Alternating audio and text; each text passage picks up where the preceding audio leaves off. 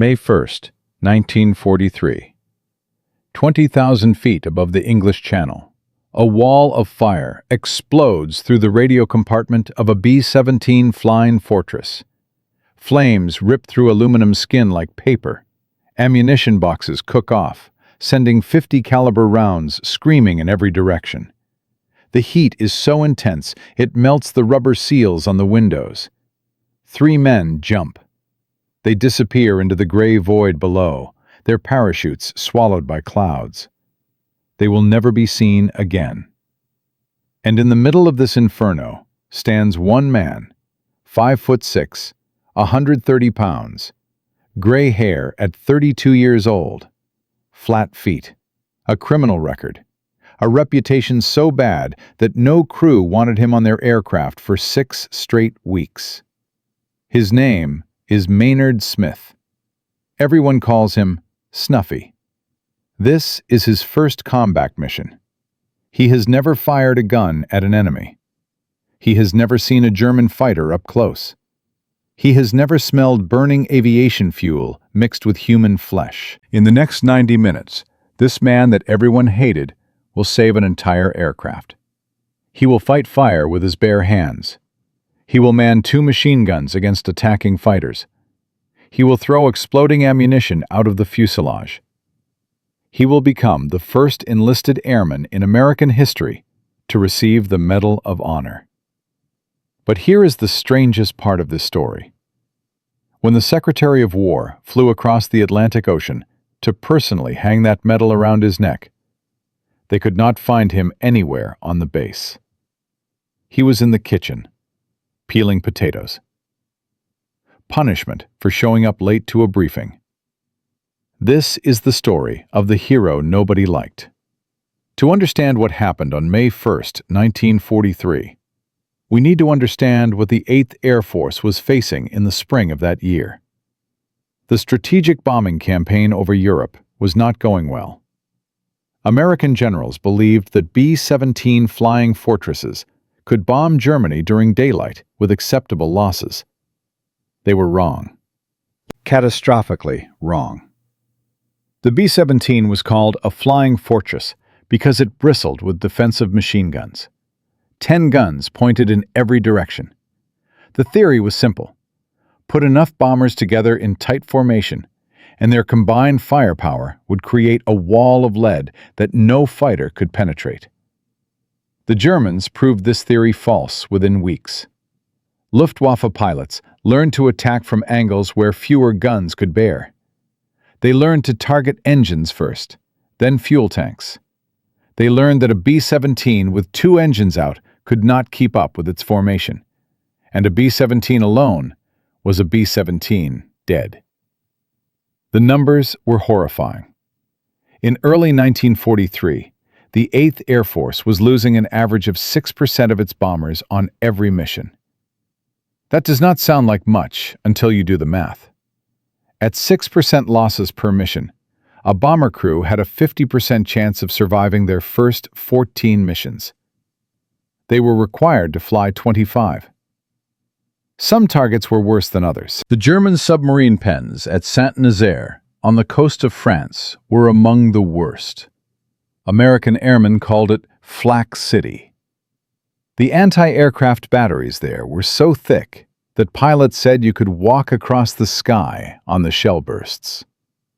The submarine pens themselves were built from reinforced concrete 20 feet thick.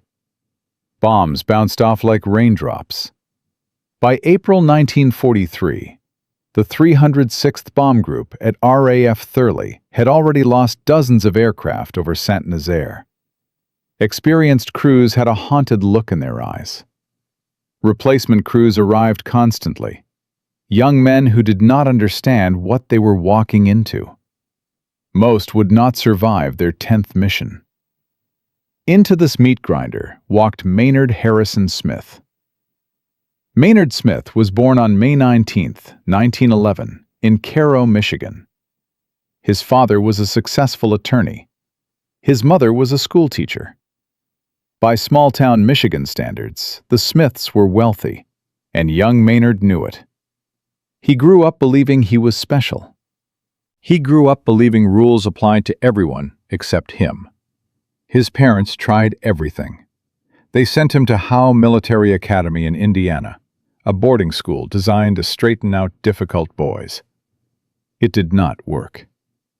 Maynard graduated with the same personality he had arrived with: arrogant, entitled, convinced of his own superiority. He bounced through jobs like a pinball: the Treasury Department, the Michigan Banking Commission. Nothing held his interest. Why should he work when he was clearly smarter than everyone around him? In 1929, he got married. By 1932, he was divorced. Then his father died in 1934, and Maynard Smith made a decision that would define the next 8 years of his life. He quit working entirely.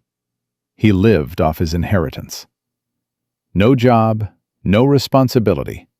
Just a 30-something man coasting on his dead father's money, sleeping late, doing whatever he wanted. He thought he was clever. He thought he had figured out the system. The money ran out.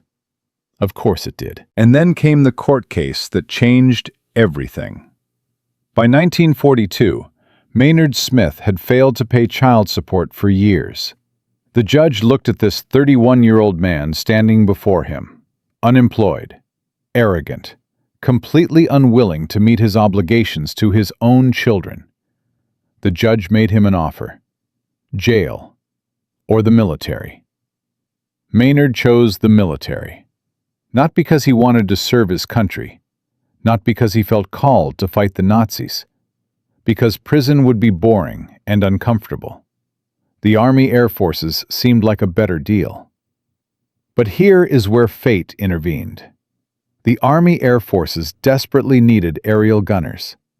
The bombing campaign was chewing through trained men faster than training schools could produce them. Aerial gunners had one of the most dangerous jobs in the entire war. They also received automatic promotion to non-commissioned officer rank. Better pay, better status. Maynard Smith volunteered for aerial gunnery school. Not for glory, for the paycheck. After completing training, Staff Sergeant Maynard Smith arrived at RAF Thurley in Bedfordshire, England.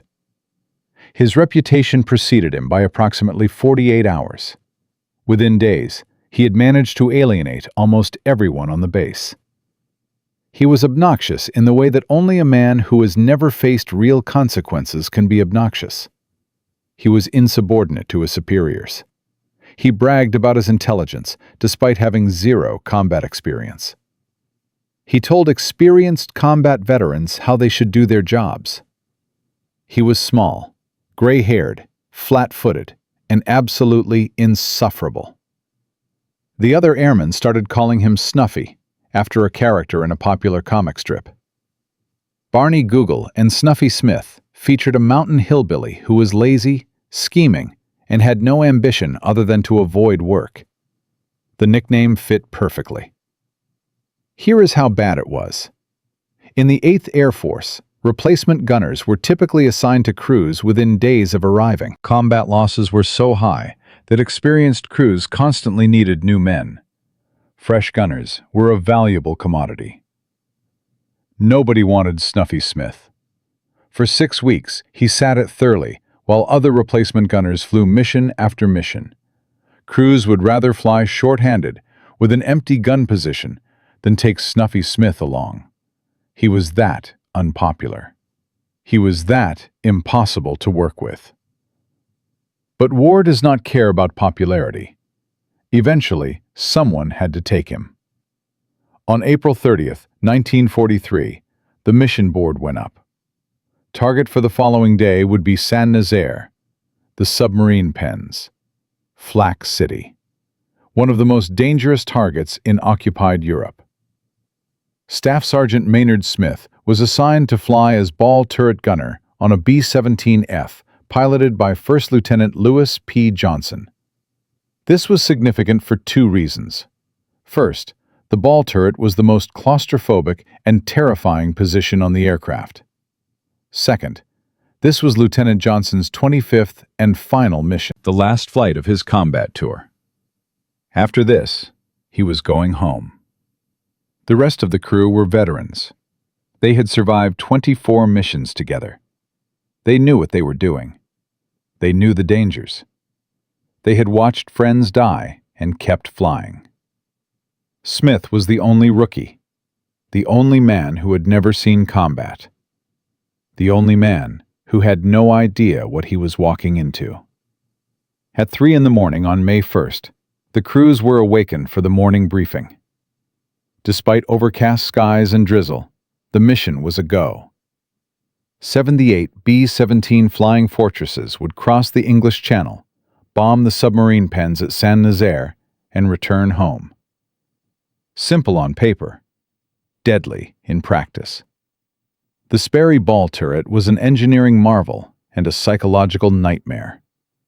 It was a glass and metal sphere mounted on the belly of the B-17. The gunner climbed inside and curled up with his knees pulled to his chest.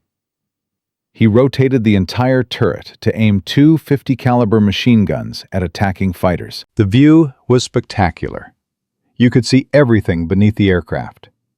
The patchwork of fields, the coastline, the ocean. The view was also terrifying. You were completely exposed, hanging in space with nothing but thin plexiglass between you and 20,000 feet of empty air. Most ball turret gunners were chosen for their small size. At 5'6" and 130 pounds, Snuffy Smith fit the profile perfectly. He climbed into the turret as Lieutenant Johnson's B-17 lifted off from Thurley and headed south toward France. The mission to Saint-Nazaire went smoothly. The formation encountered minimal resistance over the target. They dropped their bombs on the concrete submarine pens and turned for home. 2 hours later, they were approaching what they believed was the southern coast of England. They were wrong. The lead navigator made a catastrophic mistake. In the heavy cloud cover, he misidentified the coastline below. He thought they were over England. They were still over France. Specifically, they were over Brest, another heavily fortified German position on the northwestern tip of the Breton Peninsula. The formation descended to 2,000 feet. They thought they were almost home. They relaxed. They let their guard down. That is when the sky erupted. German anti-aircraft batteries opened fire with everything they had. The sound was like being inside a thunderstorm made of steel. Black puffs of flak exploded all around the formation. Fighters scrambled from nearby airfields. Within minutes, the American bombers were fighting for their lives. Lieutenant Johnson's B-17 took the worst of it. 20-millimeter cannon shells ripped through the fuselage like angry hornets. The fuel tanks were punctured. Aviation gasoline, the most flammable substance in the aircraft, began spraying into the radio compartment. A single spark turned it into an inferno. The fire spread with horrifying speed. Flames engulfed the radio compartment and raced toward the waist section. The aircraft's oxygen system was destroyed. Vital control cables were severed. Hydraulic fluid added more fuel to the blaze. In the ball turret, Snuffy Smith's position lost power. The turret would not rotate. He was trapped in a useless glass bubble underneath a burning airplane. If he stayed, he would die. He cranked open the ball turret hatch and pulled himself up into the fuselage. What he saw was chaos. Fire everywhere. Smoke so thick he could barely see his hand in front of his face. The radio compartment was completely engulfed. The waist section was burning. Ammunition boxes were starting to cook off, rounds exploding randomly and ricocheting off the metal walls. 3 crewmen made a decision in that moment. Technical Sergeant Henry Bean, Staff Sergeant Robert Folliard, Staff Sergeant Joseph Bukacek. They looked at the fire. They looked at each other. They jumped. They bailed out into the English Channel, hoping to be rescued. They were never seen again. The tail gunner, Sergeant Roy Gibson, was badly wounded. He could not move. Up front, Lieutenant Johnson and his co-pilot, Lieutenant Robert McCallum, were trapped in the cockpit. The fire had cut them off from the rest of the aircraft. They could not communicate with anyone behind them. They did not even know who was still alive. In the middle section of the B-17, surrounded by fire and smoke and exploding ammunition, stood one man, Maynard "Snuffy" Smith, the soldier nobody wanted. What happens next will change aviation history forever. In Part 2, we will see how one man fought fire, Germans, and death itself for 90 impossible minutes. We will learn exactly what it takes to earn the Medal of Honor. And we will discover why, when the Secretary of War came to honor him, Snuffy Smith was in the kitchen peeling potatoes. But first, imagine yourself in that moment. Fire behind you, fire in front of you, wounded men screaming, German fighters circling like sharks. And you have 90 minutes to save everyone or watch them die. What would you do? In Part 1, we met Maynard "Snuffy" Smith, a 32-year-old troublemaker who joined the Army Air Forces to avoid prison. Nobody wanted to fly with him. For 6 weeks, he sat at RAF Thurley while other gunners went to war. Then, on May 1st, 1943, his B-17 was hit over France. 3 men bailed out and disappeared forever. The tail gunner was wounded. The pilots were trapped in the cockpit. Fire was consuming the aircraft, and Snuffy Smith was the only man left standing. Here is a statistic that should terrify you. In 1943, a B-17 crew had approximately a 4% chance of surviving a fire in the fuselage at altitude. The fuel, the ammunition, the oxygen system, everything on that aircraft was designed to burn fast and burn hot. Most crews who experienced fuselage fires either bailed out immediately or died within minutes. Snuffy Smith did neither. What he did over the next 90 minutes is almost impossible to believe. And this is where mọi thứ trở nên tồi tệ hơn than anyone could imagine. Picture yourself inside that aircraft. The temperature in the radio compartment has exceeded 800 degrees. The rubber insulation on the electrical wires is melting and adding toxic smoke to the air. The aluminum skin of the fuselage is warping and buckling from the heat. Ammunition boxes are cooking off, sending 50 caliber rounds screaming through the confined space like angry hornets. Snuffy Smith stood in the middle of this inferno and made a decision. He could bail out. The escape hatch was right there. 3 of his crewmates had already jumped. Nobody would blame him for following them. But the tail gunner was still alive. Sergeant Roy Gibson was bleeding from multiple wounds. He could not move. He could not save himself. If Smith jumped, Gibson would burn to death. Smith did not jump. His first action was to reach the wounded tail gunner. He crawled through smoke so thick he could not see his own hands. He felt his way along the fuselage, past burning debris, past exploding ammunition. When he reached Gibson, he found a man barely conscious, bleeding from shrapnel wounds in his legs and torso. Smith had basic first aid training. Every airman did. But training is one thing. Applying bandages to a screaming man while ammunition explodes around you is something else entirely.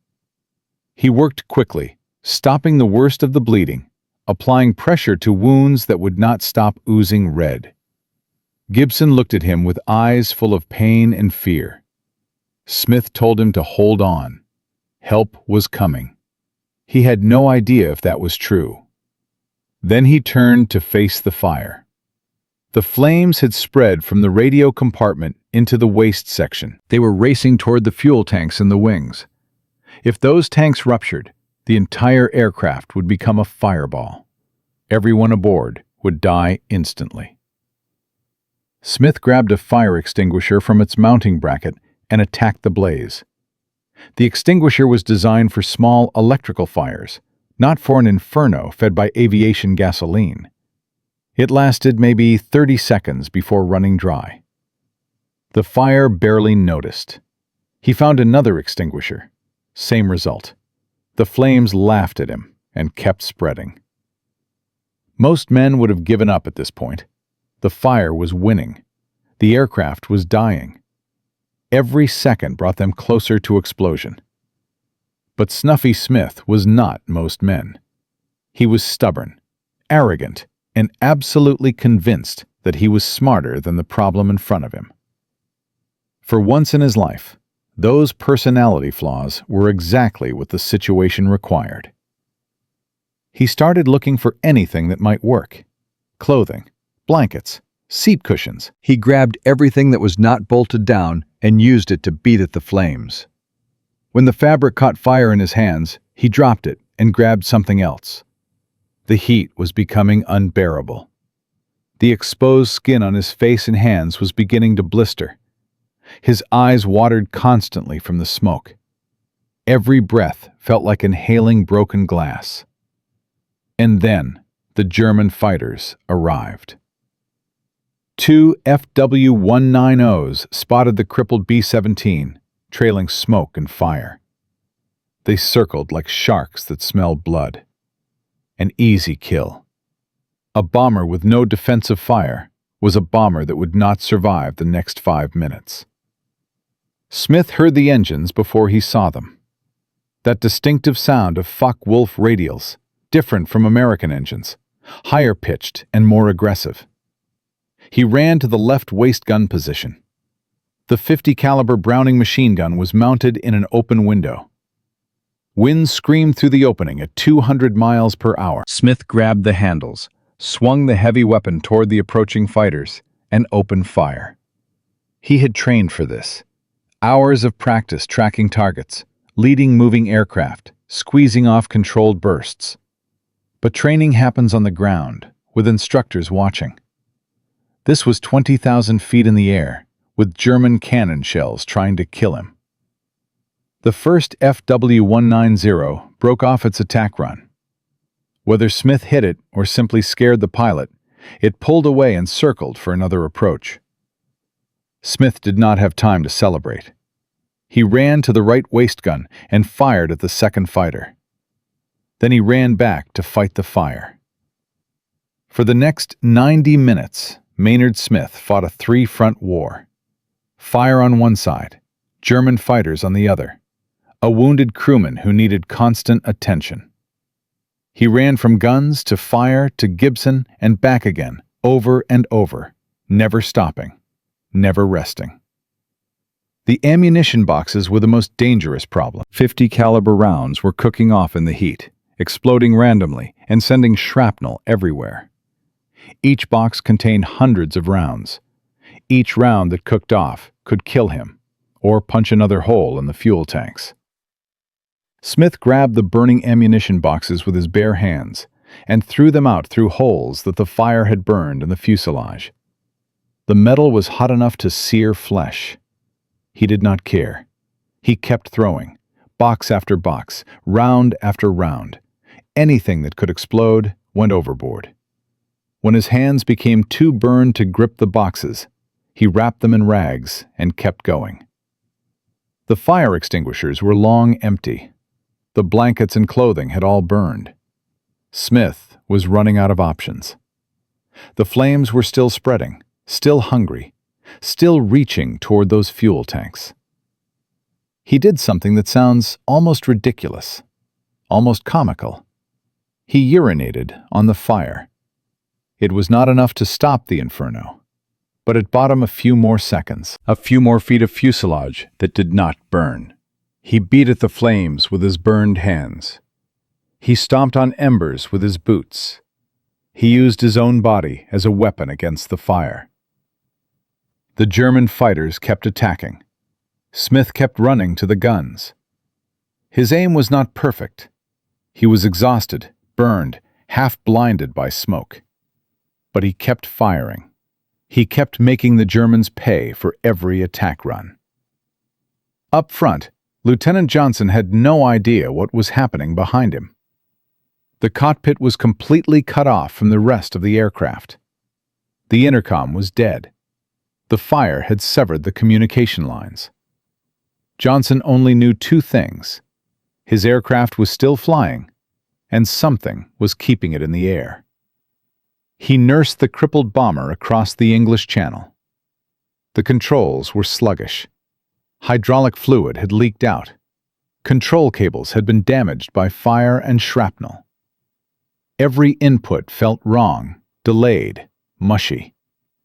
But the B-17 was a tough aircraft. It had been designed to absorb punishment and keep flying. It was doing that now. Johnson looked for a place to land. The nearest friendly airfield was Prydanic in Cornwall, on the southwestern tip of England. He lined up for an emergency approach.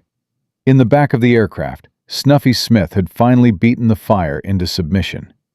Not defeated, not extinguished completely, but beaten back enough that it was no longer spreading. The flames still licked at the edges of the burned section, but they were not reaching the fuel tanks. Not anymore. Smith sat down next to Gibson and checked his bandages. The tail gunner was pale from blood loss, but still alive, still conscious, still fighting. Smith was covered in soot and burns. His uniform was charred. His hands were blistered and bleeding. His eyebrows were gone, singed off by the heat. He had been fighting for 90 minutes straight, and he had won. The B-17 crossed the English coastline. Johnson began his descent toward Prydanic. The landing gear came down, but Johnson had no idea if it had locked properly. The hydraulics were gone. He would find out when they touched down. The wheels hit the runway. For a moment, everything seemed normal. Then the fuselage, weakened by fire and riddled with over 3,000 bullet holes and shrapnel impacts, simply gave way. The aircraft broke in half. The tail section separated from the main fuselage and skidded to a stop on the grass beside the runway. Rescue crews rushed to the wreckage, expecting to find bodies. What they found instead was Staff Sergeant Maynard Smith standing in the debris, exhausted, burned, covered in soot and blood that was not entirely his own, but alive. So was the tail gunner he had been treating for 90 minutes. So were the pilots who had been trapped in the cockpit. The B-17 had over 3,500 holes in it. The fire had consumed nearly half the fuselage. The aircraft would never fly again, but everyone still aboard had survived. Lieutenant Johnson, the pilot, was direct in his assessment when he reported to his commanding officer. His exact words went into the official record. Maynard Smith was solely responsible for the return of the aircraft and the lives of everyone aboard. The story spread through the 8th Air Force like fire through dry grass. Here was a first mission gunner, a man so unpopular that no crew would take him, who had single-handedly saved a burning aircraft and its entire crew while fighting off German fighters for an hour and a half. The Army Air Forces saw a propaganda opportunity. America needed heroes in the spring of 1943. The war was not going well. Losses were mounting. Morale was fragile. Snuffy Smith's story was perfect. An ordinary man, an unpopular man, rising to extraordinary courage when it mattered most. The recommendation for the Medal of Honor went up the chain of command faster than any paperwork in military history. Every officer who read the citation signed off immediately. This was exactly the kind of story that America needed to hear. On July 15, 1943, Secretary of War Henry Louis Stimson flew across the Atlantic Ocean to personally present the Medal of Honor to Staff Sergeant Maynard Harrison Smith. It would be the first Medal of Honor awarded to an enlisted airman in the Army Air Forces. The first awarded to a living recipient in the European theater. A historic moment that would be photographed and publicized around the world. A ceremony was arranged at RAF Thurley. Press was invited from every major American newspaper. Cameras were positioned. Officers wore their dress uniforms. Everything was perfect. Except for one small problem. They could not find Snuffy Smith. A frantic search began. Officers checked his barracks. Empty. They checked the mess hall. Empty. They checked the flight line, the recreation room, the medical station. Nobody had seen him. Finally, someone thought to check the kitchen. There he was. Staff Sergeant Maynard Harrison Smith, Medal of Honor recipient, hero of the 8th Air Force, standing over a pile of potatoes with a peeler in his hand. KP duty. Kitchen patrol. The classic military punishment for minor infractions. Smith had been late returning from a pass 2 days earlier.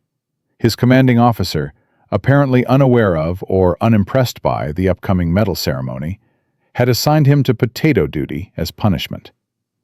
Snuffy had completely forgotten about the ceremony. He was too busy being Snuffy. They pulled him out of the kitchen, cleaned him up as best they could, and rushed him to the ceremony. Secretary Stimson hung the Medal of Honor around his neck. Photographs were taken. Hands were shaken.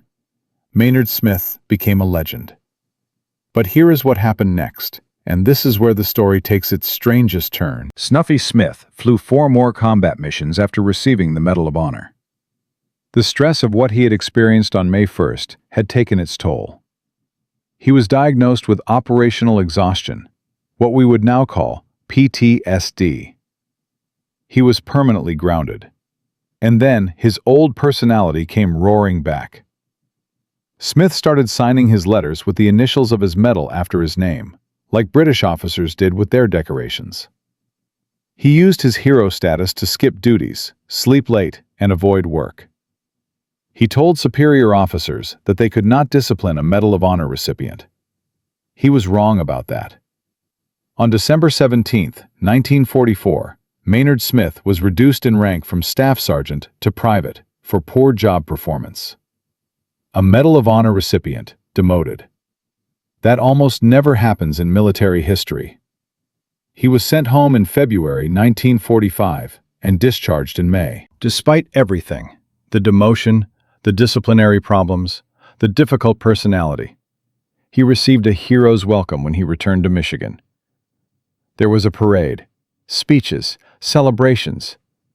America still needed heroes, and Snuffy Smith was still one. His post-war life was turbulent. Legal troubles, business failures, another marriage, this time to a British woman named Mary Rayner, a USO volunteer he had met in England. 4 children, jobs that never lasted, ventures that never succeeded. He never quite found his footing in civilian life. But he never denied what he had done on May 1st, 1943. If anything, he embraced it, sometimes embellishing the story over the years, adding details that may or may not have been accurate. That was Snuffy. Until the end, he remained exactly who he had always been. Let me put this in perspective one final time. For 90 minutes, Maynard Smith fought a fuel-fed fire that threatened to destroy the aircraft. He administered first aid to a critically wounded crewman. He manned both waist guns to fight off attacking German fighters. He threw exploding ammunition out of the burning fuselage with his bare hands. He stripped away burning debris to prevent the fire from spreading. He extinguished the flames using fire extinguishers, clothing, blankets, and when nothing else worked, his own urine. He did all of this on his first combat mission, with no experience. While 3 of his crewmates were bailing out, while 2 others were too wounded or trapped to help. The B-17 had over 3,500 holes in it when it landed. It broke in half on the runway, and everyone still aboard survived. Only 4 other enlisted airmen would receive the Medal of Honor during the entire Second World War. Maynard "Snuffy" Smith died on May 11, 1984, in St. Petersburg, Florida. He was 72 years old. He is buried in Arlington National Cemetery, where presidents and generals rest. His story is complicated. He was not a noble hero from central casting. He was difficult, arrogant, often his own worst enemy. But on May 1, 1943, when his aircraft was on fire and his crewmates were dying, and German fighters were trying to finish them off, Maynard Smith became something more than the sum of his flaws. He became exactly what was needed, at exactly the right moment. That is the thing about heroism. It does not care about your personality. It does not care if people like you. It does not care about your past mistakes or your character flaws. It only cares about what you do when everything is falling apart. For 90 minutes over the English Channel, Snuffy Smith fought fire, fought Germans, and fought to keep his crewmates alive. The soldier nobody wanted to fly with saved everyone who flew with him. And when the Secretary of War came to give him the highest honor his country could bestow, he was in the kitchen, peeling potatoes. That is the story of Maynard "Snuffy" Smith, the hero nobody liked. In Part 1, we met Maynard "Snuffy" Smith, a troublemaker who joined the Army Air Forces to avoid prison. Nobody wanted to fly with him. In Part 2, we watched him fight fire, Germans, and death itself for 90 impossible minutes on his first combat mission. He saved his aircraft. He saved his crew. He became the first enlisted airman in American history to receive the Medal of Honor. But when the Secretary of War came to present that medal, Snuffy was peeling potatoes in the kitchen. Here is a statistic that defines what happened next. Of the approximately 12,000 men who received the Medal of Honor throughout American military history, fewer than 2% were ever demoted in rank.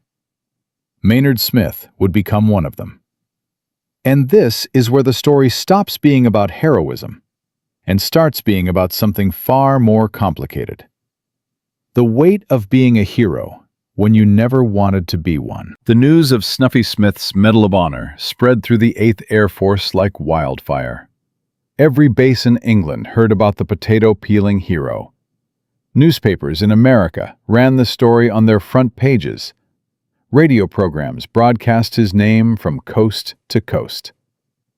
Maynard Smith went from being the most unpopular man at RAF Thurley to being the most famous enlisted man in the entire European theater. The Army Air Force's public relations machine went into overdrive. They needed heroes in the summer of 1943. The bombing campaign was not going well. American losses over Germany were climbing toward unsustainable levels. Every week brought new casualty reports, new families receiving telegrams, new empty bunks in the barracks. Snuffy Smith was perfect propaganda.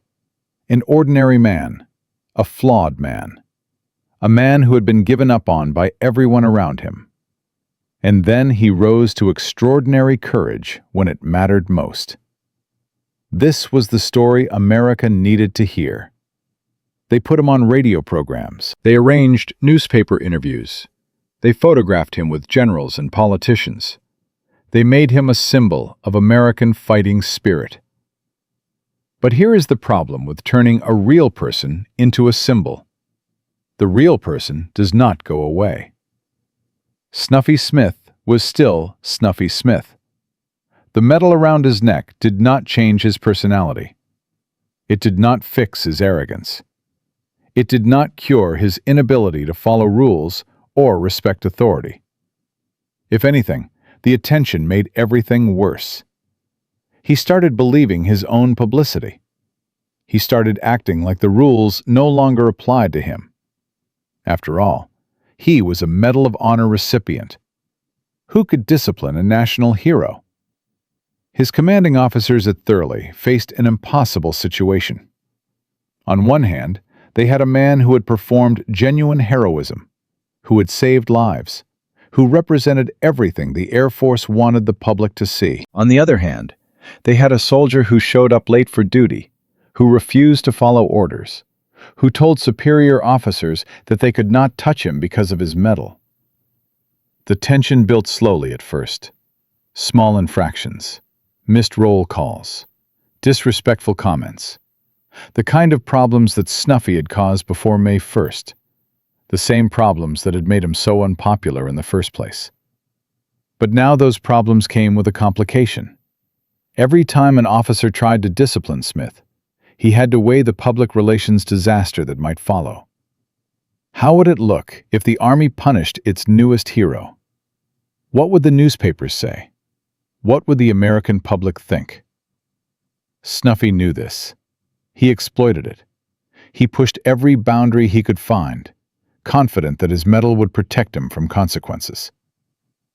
But this was not the only challenge facing the men who flew with him.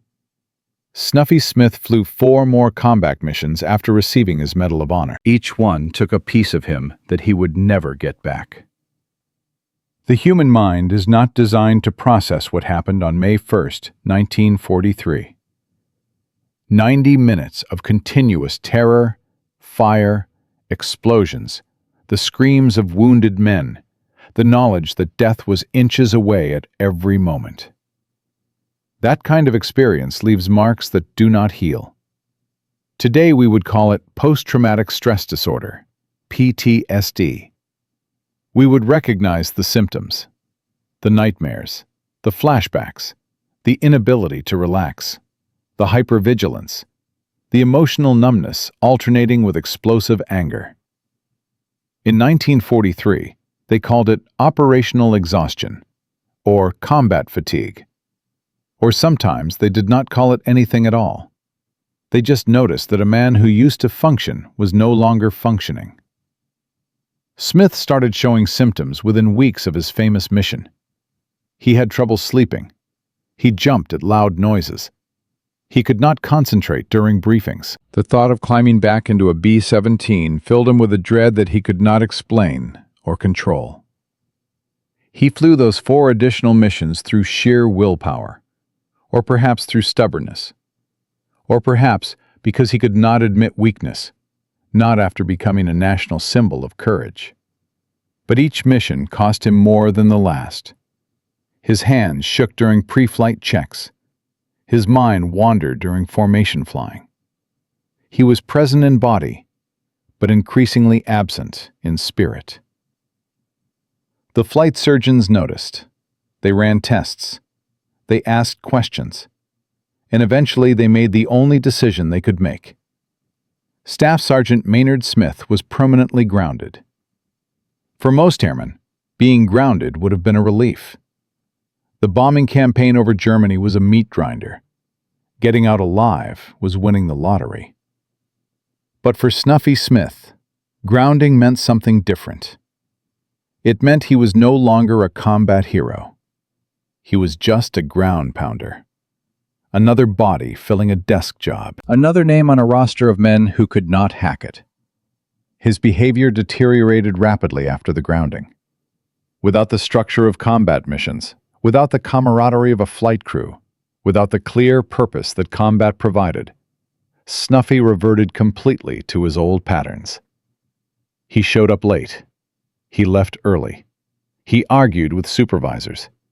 He used his medal as a shield against every criticism and every consequence. He signed his correspondence with the letters M.O.H. after his name, imitating British officers who put their decorations in their signatures. The men around him grew tired of it. The initial goodwill generated by his heroism evaporated under the constant friction of his personality. Once again, nobody wanted to work with Snuffy Smith. And then came the incident that would define the rest of his military career.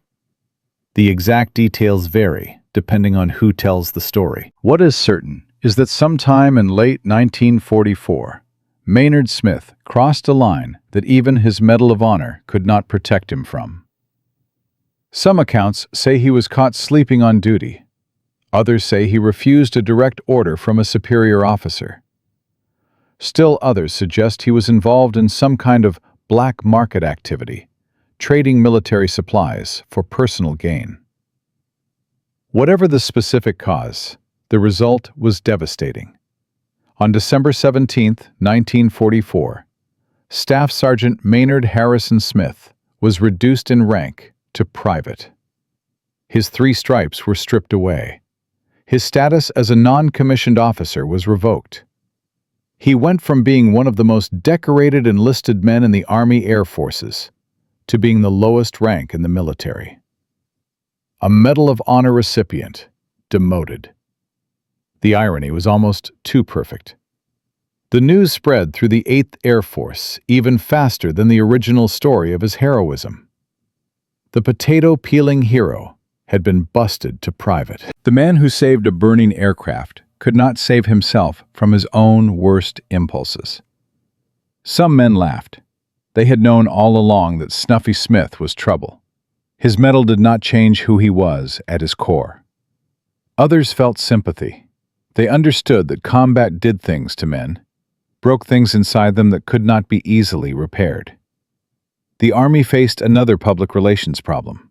How do you explain to the American public that their hero, the symbol of courage and sacrifice, was now peeling potatoes again, but this time as a private instead of a staff sergeant? The answer was simple. You do not explain it. You bury it. There were no press releases about Snuffy Smith's demotion, no newspaper articles, no radio broadcasts. The Army quietly transferred him away from Thurley, away from the men who knew his story, away from the spotlight that had both elevated and destroyed him. In February 1945, Private Maynard Smith was shipped back to the United States. In May 1945, just days after victory in Europe, he was discharged from the Army. His military career was over. It had lasted less than 3 years. In that time, he had gone from criminal facing prison to aerial gunner to national hero to disgraced private. No one else in American military history had experienced such a dramatic rise and fall. But here is what happened when Snuffy Smith came home. His hometown of Cairo, Michigan, did not know about the demotion. They only knew what the newspapers had told them.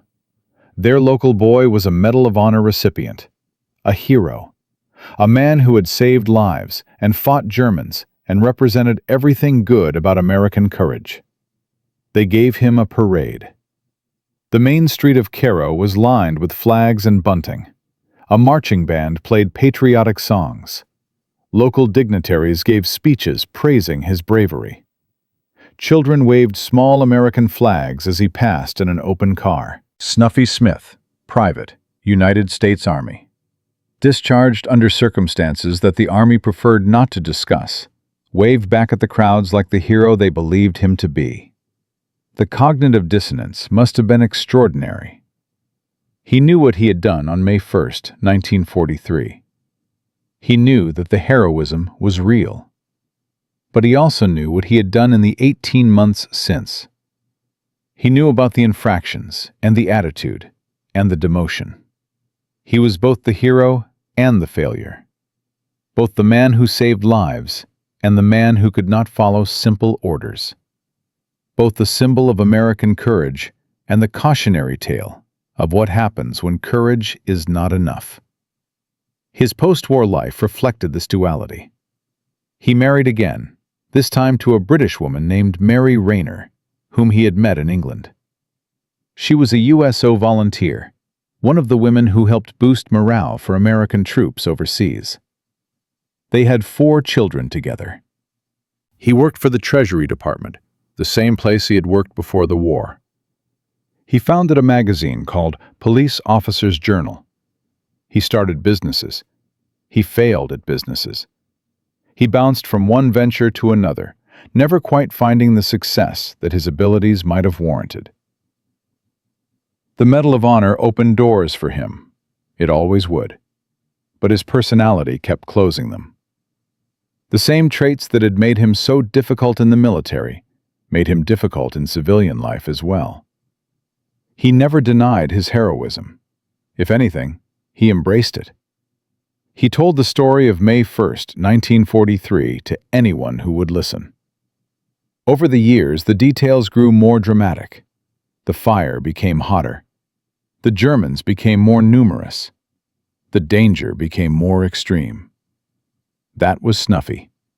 He could not resist embellishing, even when the truth was extraordinary enough. Let me put his story in final perspective. The Medal of Honor is the highest military decoration in the United States. It is awarded for conspicuous gallantry and intrepidity at the risk of life above and beyond the call of duty. Fewer than 3,500 Americans have ever received it. Maynard Smith earned that medal. His actions on May 1st, 1943 were genuinely heroic. For 90 minutes, he fought fire and Germans and saved the lives of everyone aboard his aircraft. No amount of later misconduct can take that away. But heroism is not a character trait. It is an action. It is something you do in a specific moment, under specific circumstances. It does not predict what you will do tomorrow. It does not guarantee that you will be a good person, or a successful person, or even a functional person. Snuffy Smith was a hero for 90 minutes. He was himself for the rest of his life. Maynard Harrison Smith died on May 11, 1984, in St. Petersburg, Florida. He was 72 years old. He is buried in Arlington National Cemetery, among presidents and generals and the honored dead of every American war. His headstone does not mention the demotion. It does not mention the disciplinary problems. It simply records his name, his rank at discharge, and the medal he earned. That is perhaps as it should be. History remembers what we did at our best, not what we did at our worst. But the full story of Snuffy Smith is more valuable than the simplified version. It tells us something important about heroism and human nature. It tells us that courage in one moment does not guarantee courage in the next. It tells us that the same person can be both extraordinary and deeply flawed. It tells us that heroes are human beings, with all the complications that implies. The soldier nobody wanted to fly with saved everyone who flew with him. And then he spent the rest of his life being exactly who he had always been. That is the complete story of Maynard Snuffy Smith. The hero nobody liked. The legend who was demoted. The man who fought fire with his bare hands and then could not stop fighting with everyone around him. In Part 4, we will explore what his story means for how we understand heroism itself. What does it take to be a hero? What happens after the heroic moment passes? And why does America need complicated heroes more than simple ones? But first, consider this question. If you knew everything about Snuffy Smith, the good and the bad, would you still call him a hero? The answer says more about us than it does about him. In Part 1, we met Maynard Snuffy Smith, a 32-year-old troublemaker who joined the Army Air Forces to escape prison. Nobody wanted to fly with him. In Part 2, we watched him fight fire and Germans for 90 impossible minutes, saving his aircraft and everyone aboard. In Part 3, we saw how the Medal of Honor both elevated and destroyed him, how the hero became a cautionary tale, how the same man who saved lives could not save himself from his own worst impulses. But the story of Snuffy Smith has one final chapter, a twist that nobody expected. Because the ending of this story is not about medals or demotions or military regulations. It is about what happens when a complicated man faces the most complicated question of all. What does it mean to be a hero when you know you are not a good person? The answer will surprise you. When Maynard Smith returned to Cairo, Michigan in 1945, he was greeted as a hero. The parade, the speeches, the flags, and the cheering crowds. His hometown knew only what the newspapers had told them. Their boy had won the Medal of Honor. He had saved an aircraft and its crew. He represented everything good and brave about American fighting men. They did not know about the demotion. They did not know about the disciplinary problems. They did not know that the man waving from the open car had been busted from staff sergeant to private for being unable to follow basic orders. Snuffy never told them. He settled back into civilian life with all the complications that implied. He married Mary Rayner, the British USO volunteer he had met in England. They had 4 children together. He tried to build a normal life, the kind of life that millions of other veterans were building in the post-war boom. But Snuffy was never normal. He returned to work at the Treasury Department, the same place he had worked before the war. The job was stable, but unfulfilling. He was a Medal of Honor recipient filing paperwork. The gap between his status and his daily reality must have been maddening. He started a magazine called Police Officer's Journal, catering to law enforcement professionals across the country. It was an ambitious project, the kind of venture that required discipline and follow-through, and the ability to work well with others. All the things that Snuffy had never been good at. The magazine failed. He started other businesses. They failed too. He moved from opportunity to opportunity, always chasing something that remained just out of reach. His marriage to Mary survived the turbulence, which says something remarkable about her patience and devotion. 4 children grew up watching their father struggle with demons that had no name in the 1950s. PTSD was not a diagnosis that existed yet. Combat trauma was something you were supposed to push down and forget about. Snuffy could not forget. The nightmares continued for years. The flashbacks came without warning. The memories of May 1st, 1943 were always there, just beneath the surface, waiting to pull him back into that burning fuselage. He coped the way many veterans coped. He drank. He told stories. He embellished those stories until the truth and the legend became impossible to separate. He wore his Medal of Honor to every event that would have him, a reminder to himself and everyone else that once, for 90 minutes, he had been something extraordinary.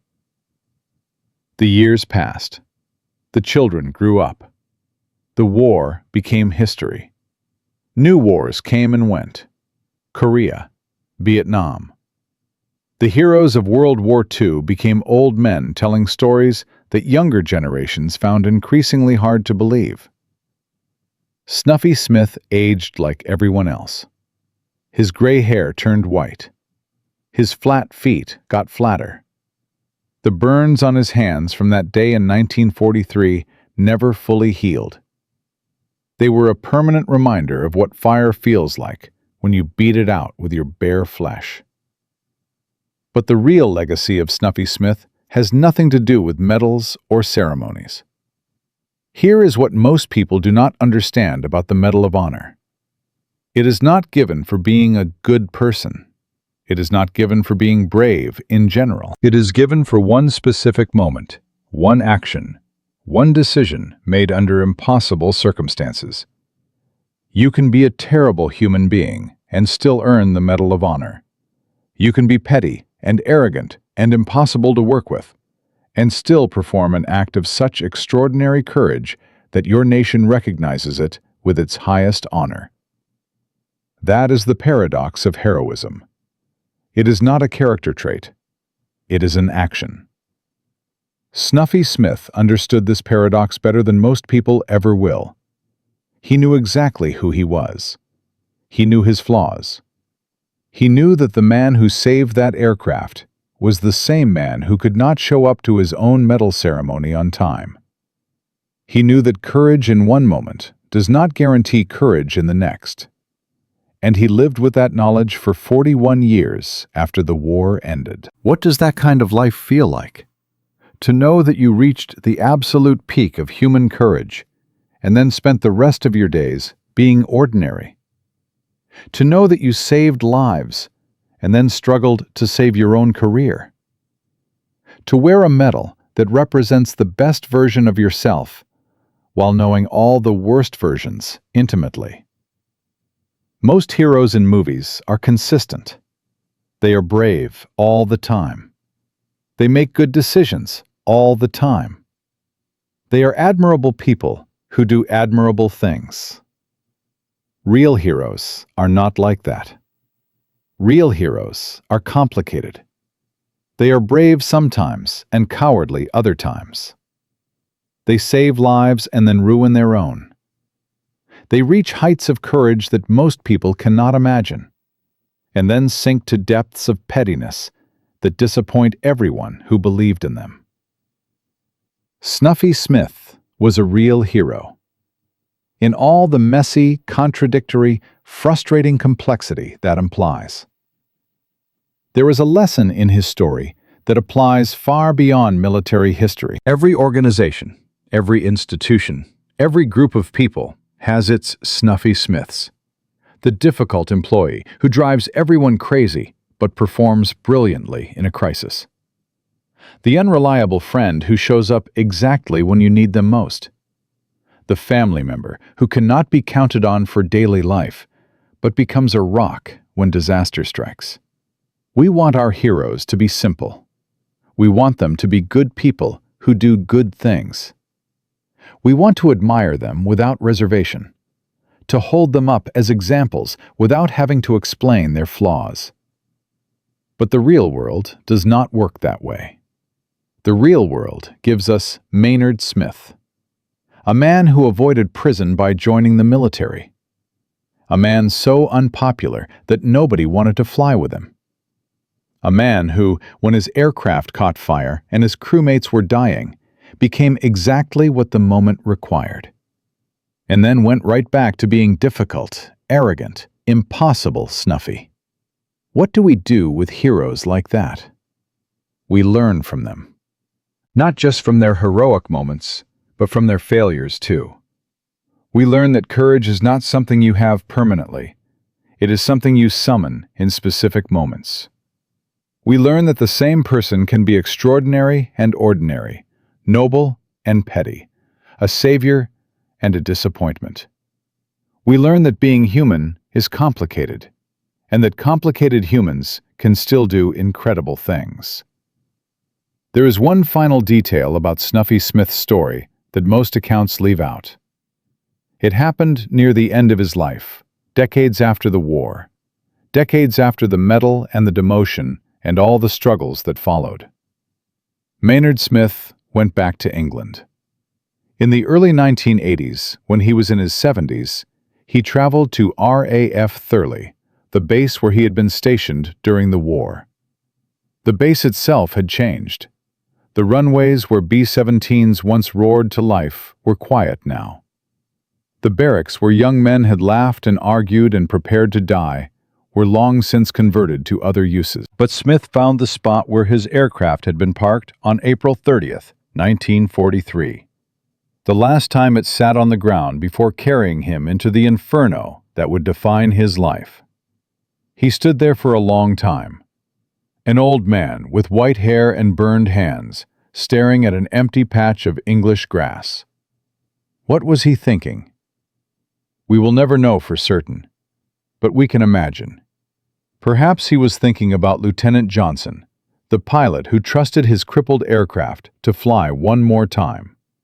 Perhaps he was thinking about Sergeant Gibson, the wounded tail gunner whose life he saved. Perhaps he was thinking about Bean, Folliard, and Bukacek, the three men who bailed out and were never seen again. Perhaps he was thinking about the fire, the heat, the smoke, the 90 minutes that separated who he was before from who he became after.